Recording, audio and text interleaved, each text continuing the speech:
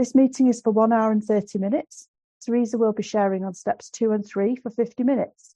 Please help me give a warm welcome to Theresa F. from Los Angeles, California. Her home group is the Never Too Early Big Book Workshop. Over to you, Theresa. The floor is yours. Hi, everyone. My name is Theresa. I'm an alcoholic. I don't know if I'm grateful to be here yet.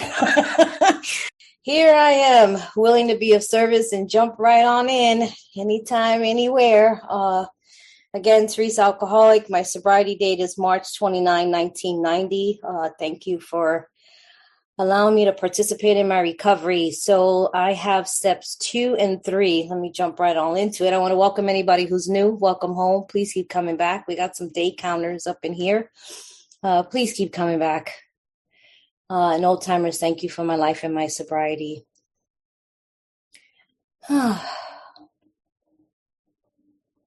In order for me to kind of mention steps 2 and 3, I have to acknowledge 1, right? Because I learned that step 1 is the only step I really need to do perfectly. And so if I fully grasp and come to what they say, concede to my innermost self that I'm an alcoholic, there's a lot of chapters in the big book that takes a while for me to really get it. It's interesting how they even in there's a solution, they're no, wait a minute. I don't think you really know what we're trying to say. But if I've really come to this place of understanding that I have an illness like no other, that's least understood, there's absolutely nothing I can do based on my own experience, listening to some of yours, the stories in the back of the book, the sharing, all of those chapters. After I've gathered enough data and taken a look at my relationship with alcohol, I walk away from that really acknowledging that I have an illness, I have an allergy of the body, an obsession of the mind, and this spiritual malady you talked about, and that nothing I can possibly do on my own is going to change that. And I have tried. And so now for me, I run to the remaining steps. This is non-negotiable. I don't sit back and go, maybe I'll consider 2. It's I've got no other choice but to go to 2. That's been my experience when I first came here. I was like, what? I have what? It's almost like a person. And, I've taken care of a lot of people and I associate similarities to also real life situations. And I've been with many people. I've been a caregiver for a long time. And I've sat across doctors on the other side of the table telling my loved one that they have Parkinson's, Alzheimer's, cancer, lung cancer, colon cancer, non-Hodgkin's lymphoma, diabetes, blood pressure. And the only difference between them and us is that the moment they've been given that diagnosis, they immediately say, what is the treatment for preservation of life? And we immediately step into action. And that's how I see step 1 for me. The moment I acknowledge that I have an illness, I'm not going to go home with diabetes saying, thank you, doctor. I'll go home and eat some pie and figure out how to work it out. Or I'll work on my cancer and I'll get back to you. Immediately, it's what is it that I have to do? Because I cannot eradicate that or get rid of that on my own. And that's how I see my relationship with alcohol. I cannot get rid of it on my own. And so now you carry me and I get carried into step 2. And step 2 is telling me, and it's interesting that the language came to believe, which means I'm going to be approaching something. I can't tell you that I immediately was I believe. What I believe is that there is a power that I must find. Whatever it is it me? And I'm now on the journey of seeking. I have to seek out what you tell me the solution is because you discovered it. And that is that there must be a psychic change. There has to be a shift in consciousness, a shift in my perception. My perception is distorted. I can't differentiate the true from the false. And so I came to believe that something greater than me is going to restore me to some level of sanity. Well, some people get into a debate about, I'm not insane. Are you serious right now? Did you read the story of the jaywalker? There's so much that's explained to me and based on my own experience, and I'm Cocoa for Cocoa Puffs. It's funny, I was just at a conference in Toronto with Ali, and these ladies gave me a bag because I always say Cocoa for Cocoa Puffs, and they say Cocoa for Cocoa Puffs. That I really, in my mind, once you put the plug in the jug, I am more in trouble than ever before. My mind is designed to either figure out how to or how not to. And that has to be restored but I can't do it with affirmations. I can't convince myself. I can't do The Secret. I can't have crystals. I've done subliminal tapes. Nothing is going to change the insanity in which I believe my alcoholic life is a normal one. And so I have to believe that there is something greater than me. And I believe because you believe. It seems to be a consensus, and I'm a quick learner, that the majority of the people that I heard share who drank like I drank, who felt the way I felt, said that they tapped into a source of power that restored them to sanity. So why is there a debate?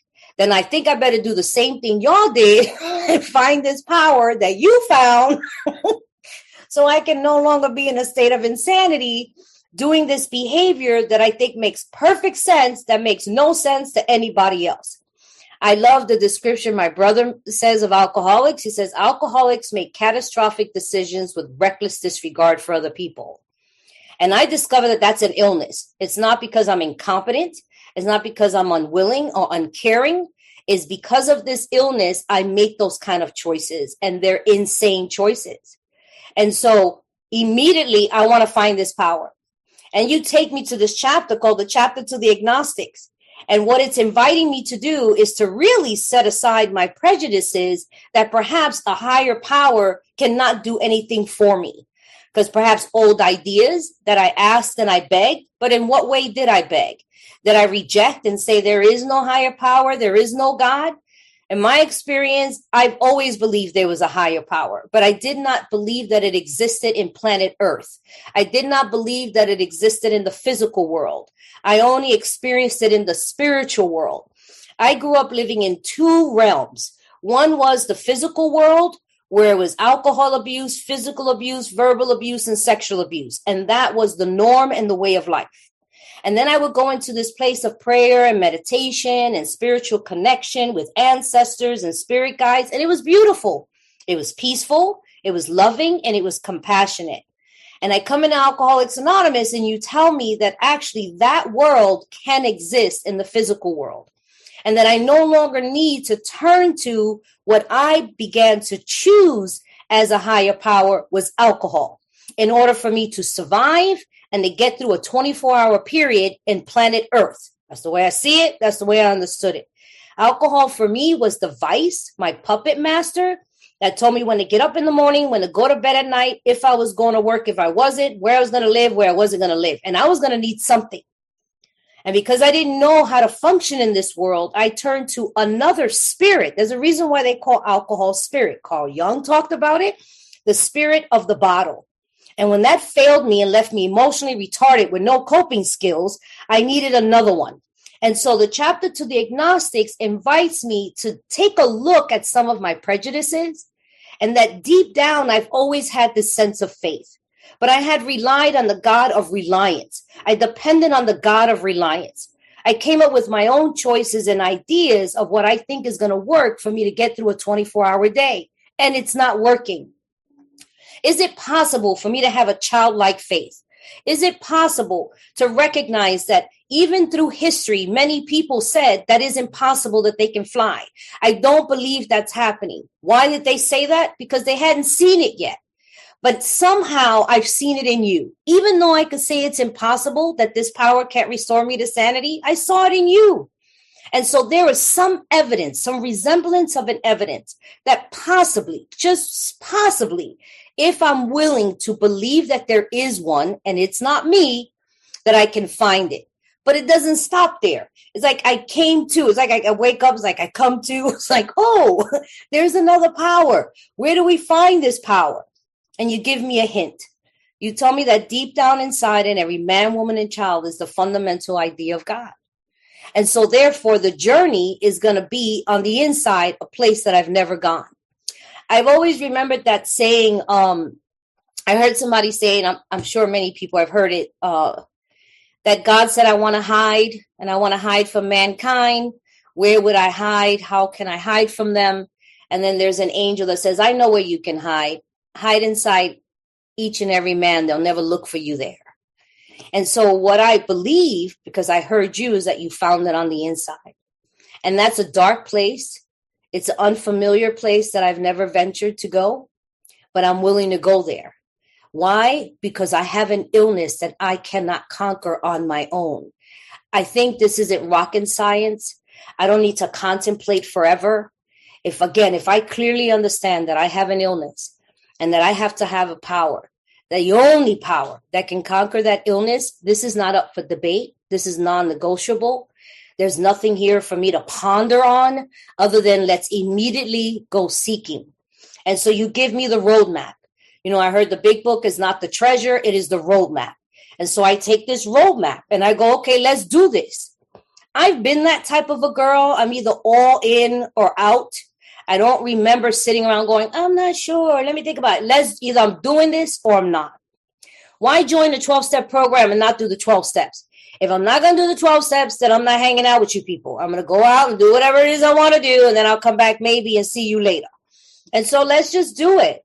My father told me when I went to his home after going into that church and asking God to feel the peace that I felt in that church, it always remains with me that my father said that I was standing in the middle of a crossroad and it was jails, mental institutions, and death.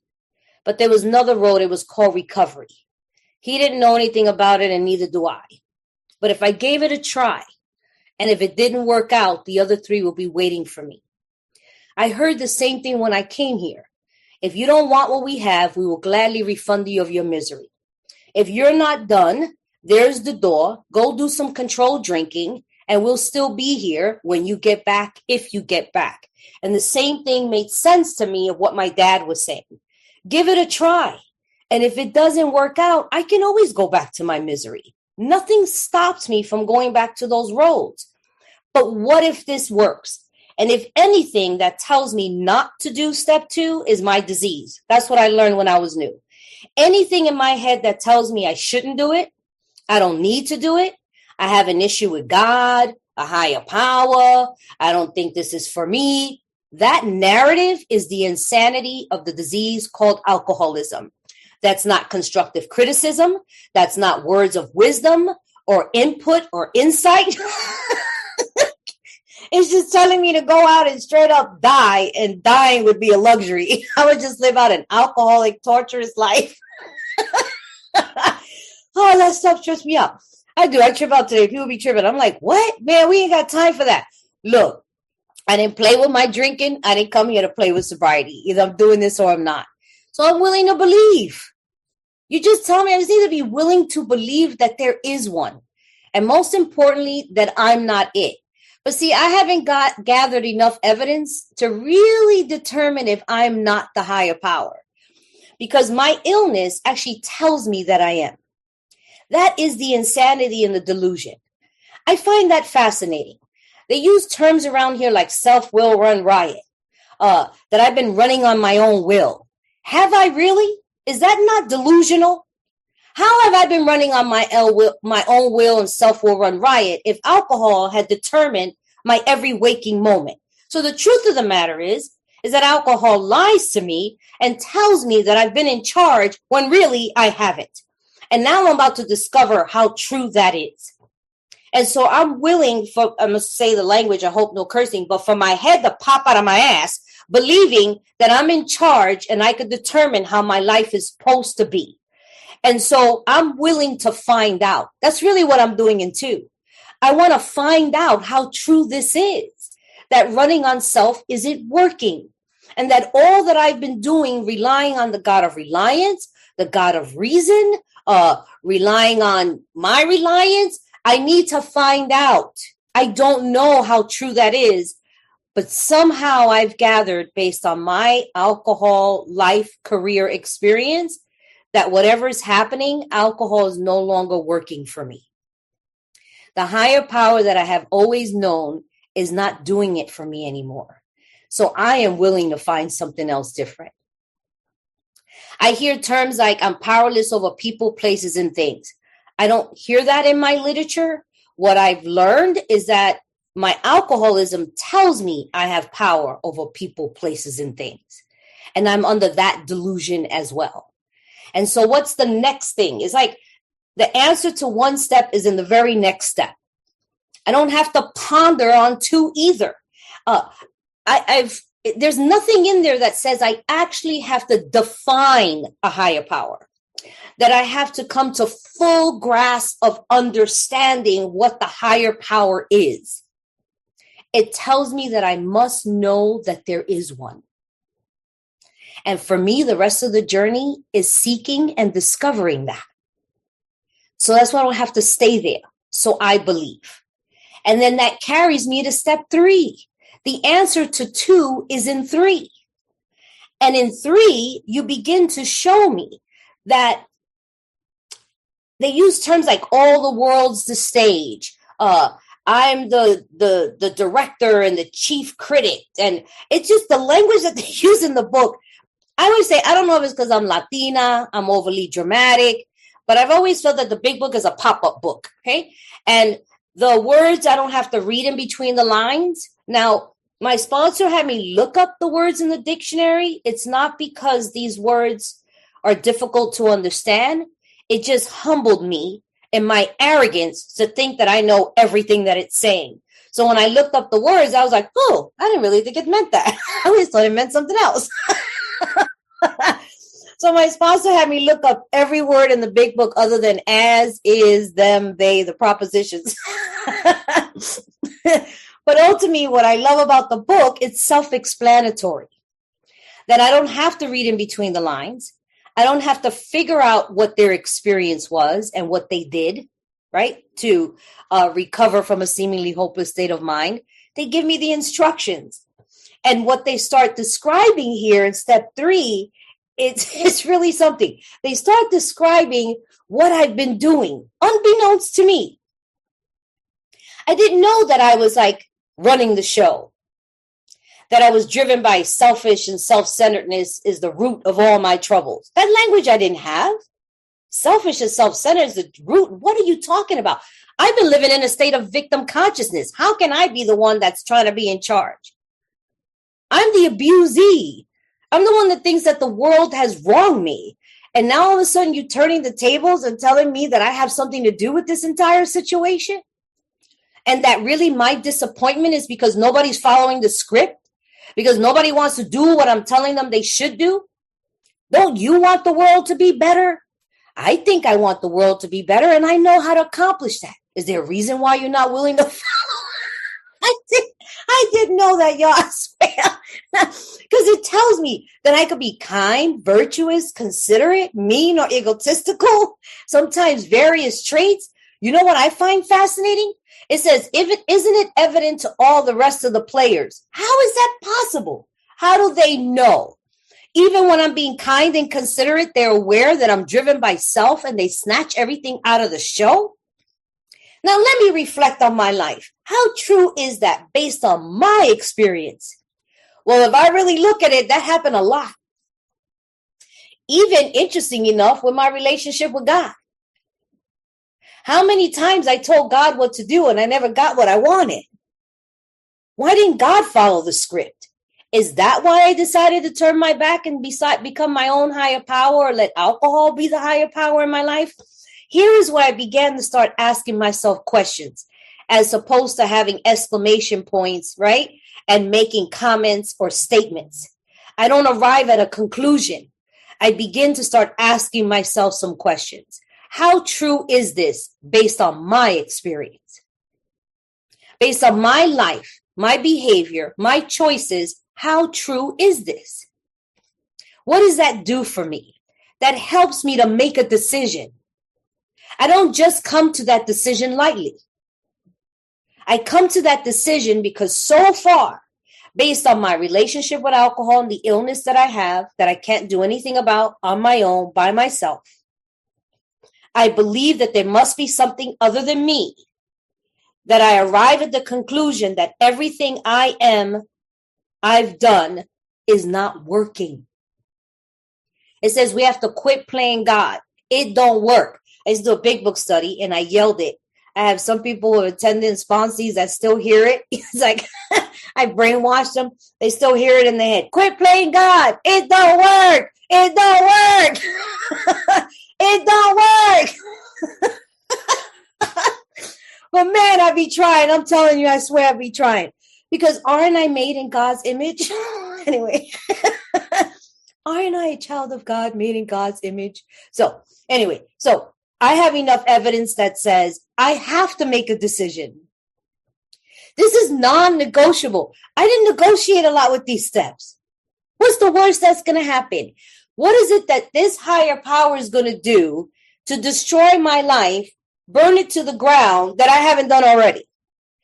What do I even have to offer for it to mess up? Everything is already messed up. So what am I holding on to? A destroyed, burnt down village and home? Like that was my thinking.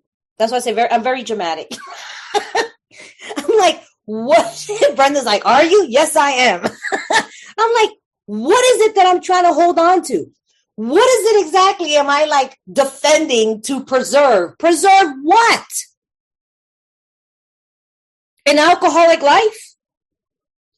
Then I'm not even enjoying the effects anymore. See, I understand. Look, I have cousins and family members that are still drinking and they're a hot mess, but it's unbeknownst to them. They're very happy and they sleep well. Okay. So they don't have a problem with it. But I did. It's not working anymore. So I'm willing to make a decision because the life that I know has just ended. It's ended. Got nothing. What's the worst that can happen? And isn't it something that it tells you? It tells you, A, that we're alcoholic and could not manage our own lives. B, that probably no human power can relieve us of our alcoholism. And C, God could and would if he were sought. We are now at step 3. Okay, so now after you gave me these 12 steps, you read them, right? You tell me exactly what the issue is. And then I arrive at this place that there's nothing I can do. I'm at step 3. And what do I have to do? Do I have to know God at step 3? Do I have to know God to be fully defined at step 3? Do I not do the prayer until I really figure out what this God is? There is no way I'm going to arrive at a real solid, clear understanding of a power until I keep doing the steps. I'll give you a spoiler alert for those who are new. It tells me later in step 10 that sanity returns. So that means until steps 1 through 9, I'm still Cocoa for Cocoa Puffs. Okay, so I need to hurry up and get to step 10 so that sanity can return. That's a spoiler alert, but they don't tell me until I get there because all along I think I'm like completely sane. That's why we have sponsors, fellowship. I needed direction for everything in my life. If I needed a drink to go to work, if I needed a drink to talk to you, to have sex, to dance, to interact in the world, then I needed direction from somebody. And so I'm not in a place to completely rely and trust on what's in between my mind and my head at the moment. All I have to do is to use a mustard seed of willingness. I don't have to define God, even though they told me it's like a blank canvas. You can come up with any God of your understanding that you want to. And no one can judge it, critique it, alter it, edit, change it, define it. I can come up with any understanding that I want to if that's what I need to do. And what I decided was, okay, I'm going to make a decision to turn my will and my life over to the care of a God of the understanding that I have right now, this moment, which is fat, told dirty jokes, stuck his finger up his nose, and farted. Why did I seek out a power like that at the moment? Because I was full of shame. I was full of shame and I felt dirty, unworthy, unnecessary, and insignificant. I was told that my whole life. So for me to turn over to this power, this omnipotent, I felt too dirty. But somehow I believe that the vision that I had of this power was so down to earth made mistakes and was flawed and humbled, that it was okay for me to say, I can hang out with you and I can go on a journey with you. And I won't feel so shamed and embarrassed. And then I'm saying, I'm going to turn my will, my life, and my care. You know, what I understand is that God designed, this is what I've understood so far up until this point. This God idea is a very interesting power to me. I've had a lot of higher powers in my life that I've turned over my soul, my morals, my values, everything. It stole my respect, my self-esteem, my self-worth, just robbed me of them. And these powers took it most of the time without my permission, really. I lost the will to care a long time ago. I lost the power of choice. The invitation for me on step 3 was giving me back the power of choice that I lost a long time ago. The higher power that you guys are introducing me to needed my permission. Oh, my light went out. I hope you can still see me. Needed my permission. I found that fascinating. What kind of power that is the Alpha, the Omega, the creator of the heaven and the earth and every species on it, down from the insect to the smallest atom, needs my permission, that I have to make a decision to walk in alignment with that power? I was fascinated with that higher power, that it created every man with something called the will. And if anyone's ever been a parent, now people would debate with me that I am not a parent, but I've helped to raise my nephews since they were babies, okay?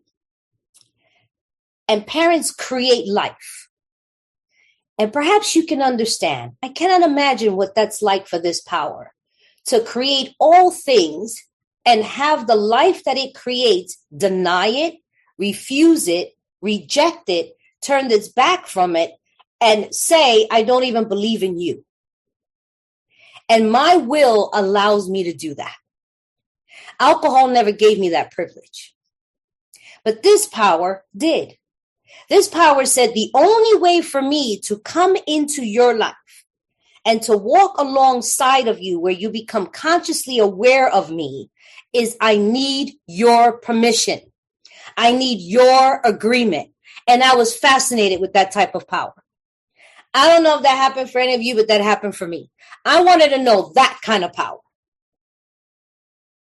that would not intervene, would not step in, would not make decisions for me and everyone else, that this power loved everything and everybody enough to say, I will not impose who I am on you. And all I need you to do is have a mustard seed of a willingness to believe that I am that type of power. And that if you do that, miraculous things will happen for you beyond anything you could ever imagine. And I wanted to know that power. I wanted to know that power because I saw it in all of you. I saw the light in your eye. I saw women that stood up tall and they were like, they had a sense of confidence, but it was a different kind of confidence that I had. I've been on my own since I was 14 and thought I was confident and cocky and the world is the stage like Tony Montana on Scarface. You know what I'm saying? I thought I had it going on. Michelle Pfeiffer on Scarface. But you guys had a different type of confidence and fearlessness. And I don't know. I was like, wow. And all you got to do is make a decision and move towards the remaining steps to experience that. And it's turning over the care. I didn't switch one puppet master to another one. Alcohol was my puppet master. It pulled the strings. But this power doesn't seem to be a puppet master.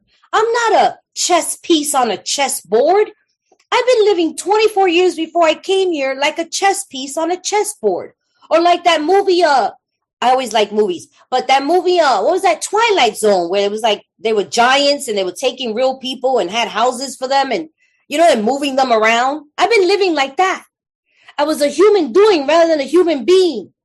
And alcohol had me believe that I was a human being, but I was only a human doing. And I watched you guys become a human being and walk side by side. I'm turning over the care of. Well, why wouldn't I turn over the care? And here's what's interesting. I don't even know what that means yet, because I still have some old ideas of what I think that means. I'm still coming from a place of believing that I say I'm going to let you care for me, that somehow you're going to harm me.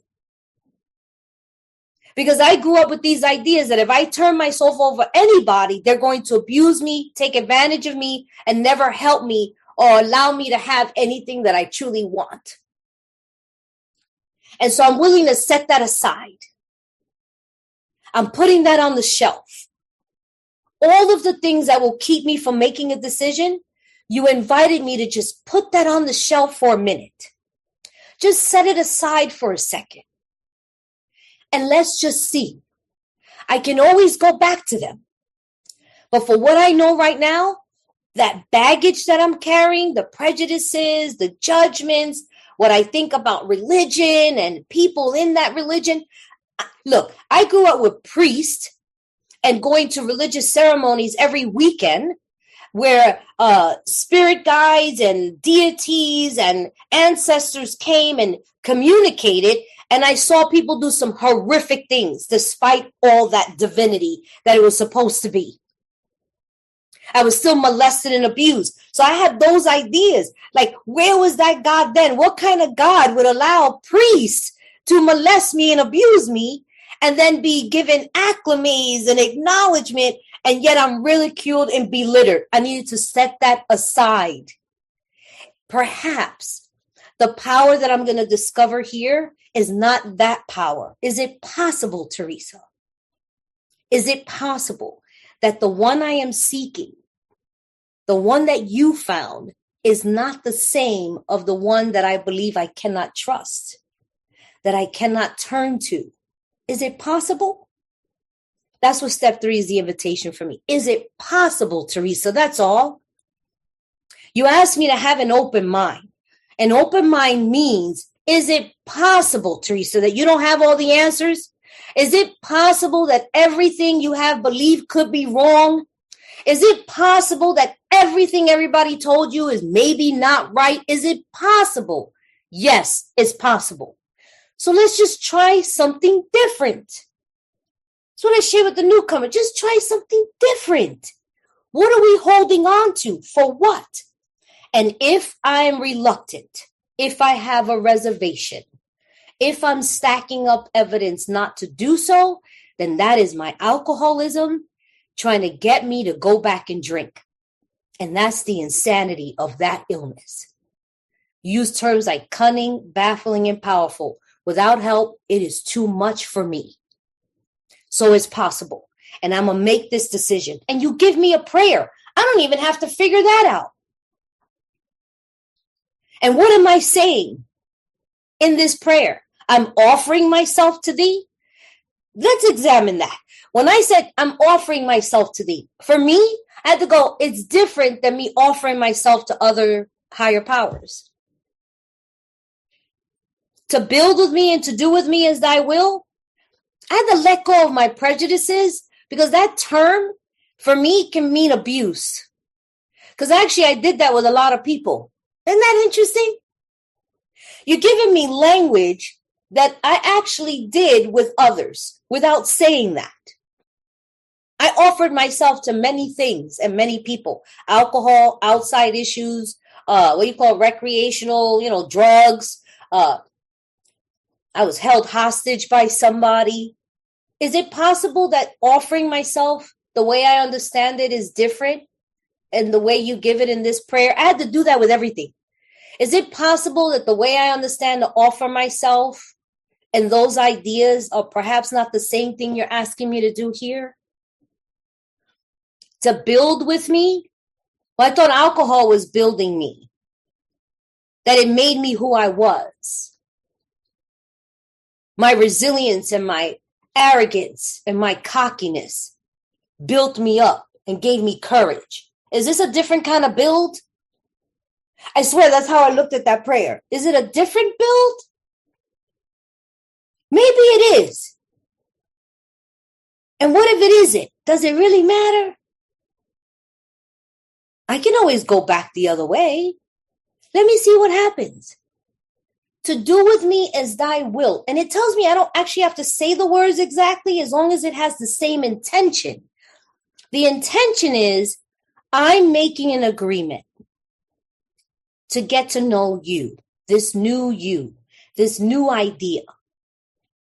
And in order to do that, I'm going to have to give up the self that keeps me from discovering that. In order to do that, I'm going to have to let go of the reins. I'm going to have to let go how I think this ship should be steered. I'm going to have to become a passenger rather than the driver. But I've been a driver for a long time and I keep running into like these brick walls and falling off of bridges. So why don't I get another driver and see where it takes me? I'm asking it to relieve me of me, right? I'm asking this, do with me as thy will, build with me, do something with this piece of something that thinks I'm nothing. What more can this power do? I came to you in nothingness and not in the spiritual nothingness, because there is a spiritual nothingness.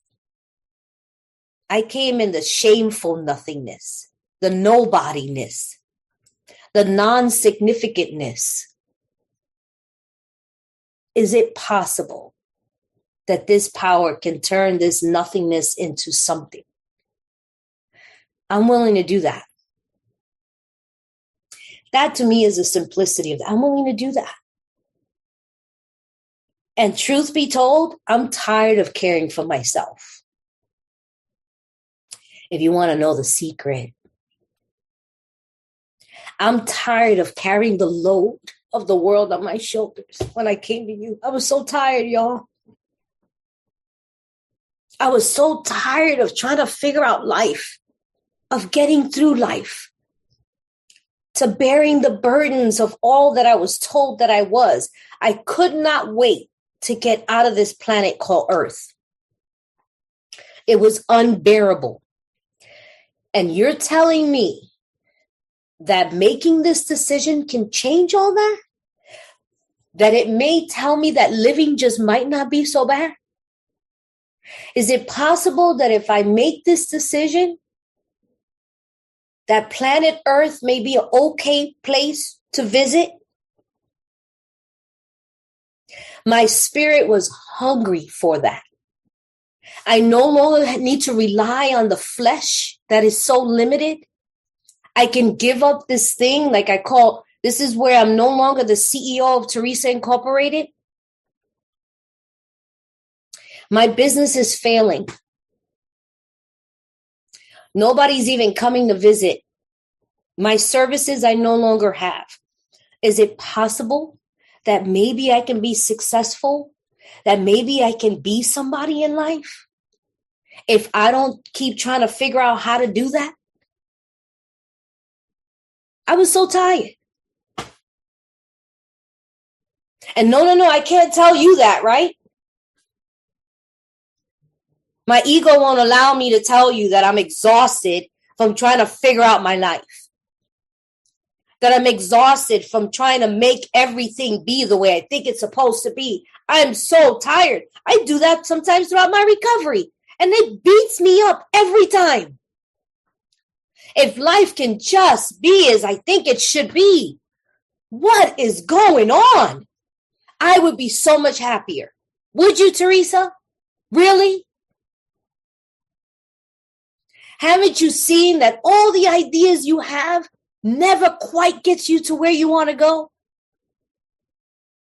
Every time you try, do you notice that there are moments that you think you've gotten close, but you never quite get there? What's so scary? That it might work? I don't know what this is, and still to this day, with 33 years, I was telling a sponsee of mine, why is it that every time I really need to make this decision, to trust God, to just let it go and give it over to this power, I still believe that nothing is going to work out in my favor. Where does that come from? Where does that come from? And I have evidence that when I do it, everything works out far greater than anything I could ever imagine. And still to this day, when I'm invited to completely turn it over, I'll be like, everything is going to work out for everybody else but me. I'm the one that's going to get the short hand of the stick. I'm not going to get anything I'm asking for. Why? Because God knows better than me, and God always knows that I should have nothing. Where does that come from? Still old ideas, even with evidence that God be showing off and showing out. And that kind of carries me to the answer in step 3, which is in 4. I know there's more to the prayer. I got to look at the time. Now, it carries me to 4 because I'm going to find out what that is. Of why is it that whenever I make this decision, I'm met with terror that it's going to take everything away from me that I've ever desired and wanted. Because I've been living my life like that. I've been making so many decisions based on fear and what I need to do to get what I want. And then alcohol told me it did matter when it was all said and done until it stopped working. And then I began to see what mattered, like everything began to matter. But I listened to many of you, and I heard you say that this power did some miraculous things in your life, and it changed your life, and you used terms like beyond your wildest dreams. I never dreamed.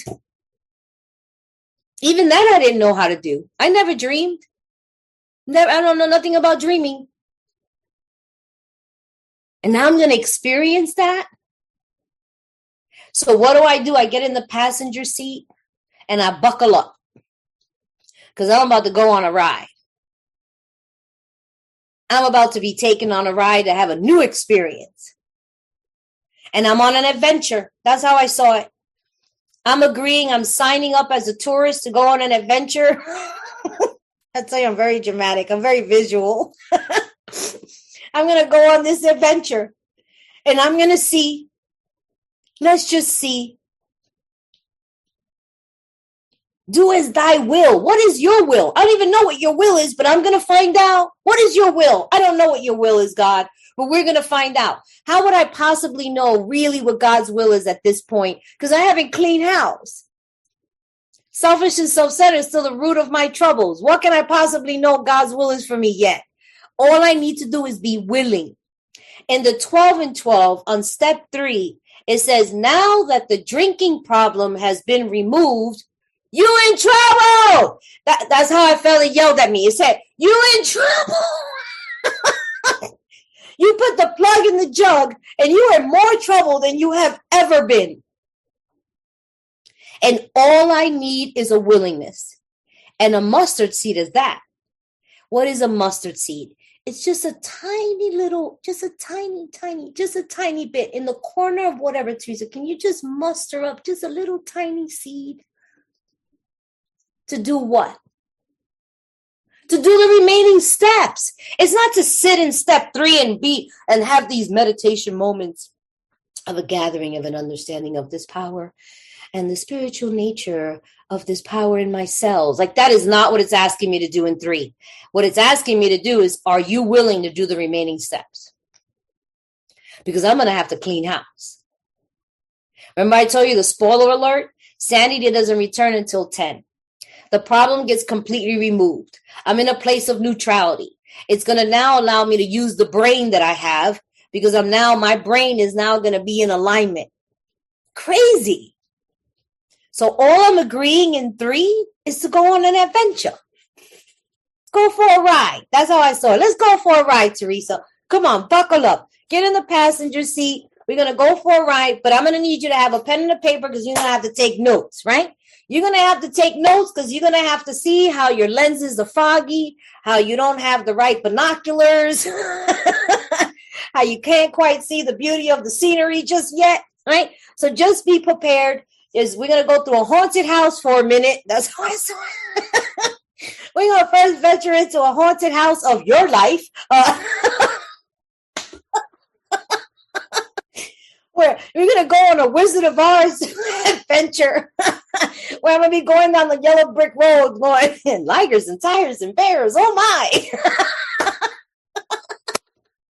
We're going on an African safari.